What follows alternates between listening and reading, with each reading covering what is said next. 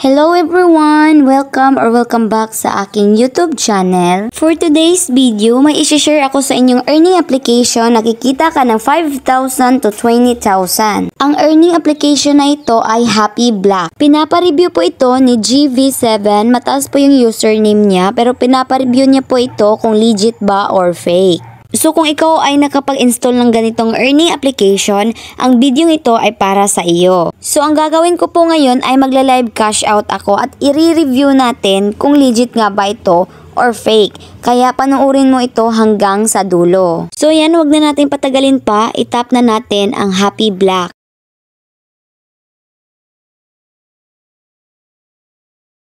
So ayan, ito po yung Happy Black guys. So ayan, mag-explain po muna ako ng konti about kung anong meron sa apps na to. So ayan, makikita po natin sa taas yung level natin. Level 22 na po ako. And then dito naman sa gitna is yung pera natin.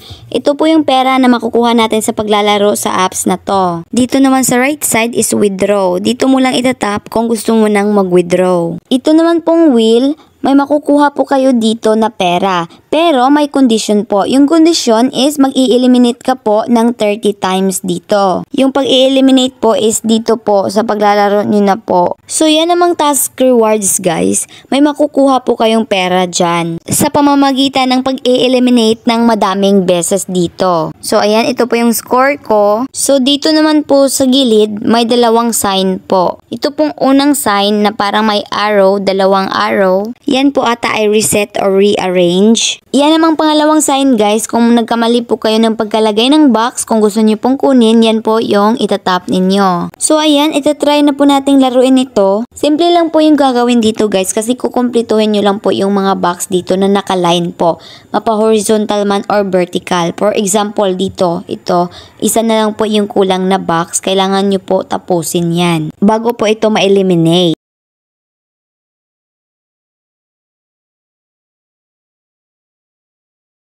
So ayan, ang ginawa ko po dito is nilagay ko po siya kung saan siya pwedeng ilagay kasi mahirap po yung form niya. So ayan, hanapan po natin ito ng malalagyan para maka-eliminate po tayo. So ayan guys, may nakita po tayong mai-eliminate guys. Ito po, makukumpleto po natin yan. Ayan, tignan nyo po.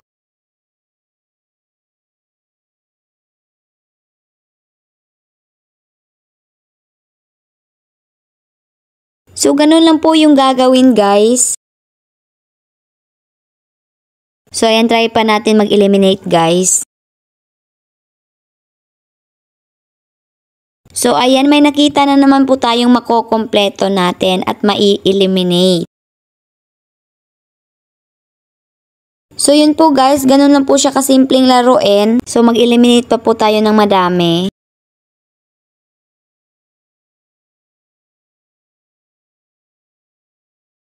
Ayan, nung naka-eliminate po tayo ng box na may pera, ito po yung mangyayari. Bibigyan po tayo ng rewards. Yung binigay niyang rewards dito is 1 peso guys. Kung makuha po natin ito, manunood po tayo ng ads. Itap po natin itong collect. Pero kung hindi mo na kunin, ito po yung itatap ninyo. Only 0.58 pesos. Medyo kuripot po kasi siya mamigay guys eh.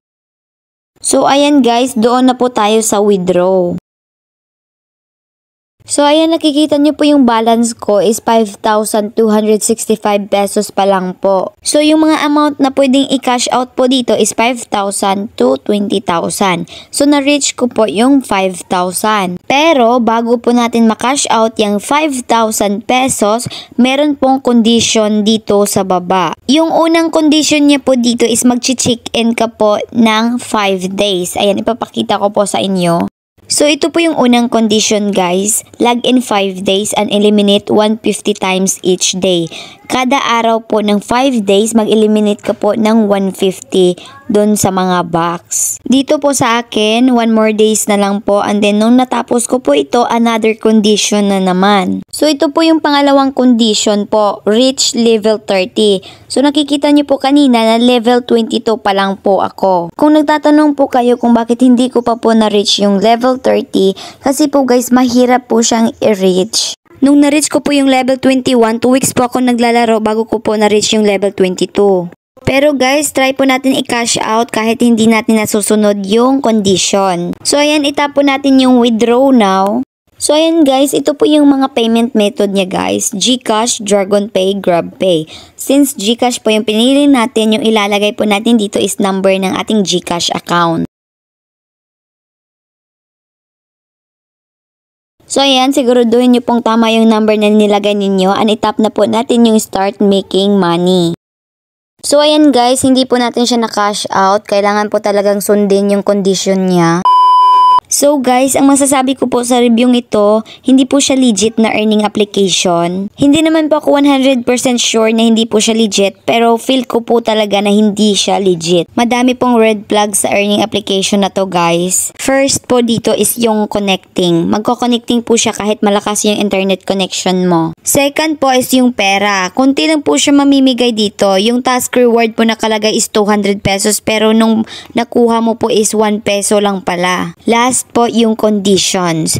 Yung condition niya is super red flag po. Nasa inyo na po guys kung tatapusin niyo po yung paglalaro sa earning application na to. Sa akin po kasi guys, nag 1 month na po hindi ko pa rin na-reach yung level niya.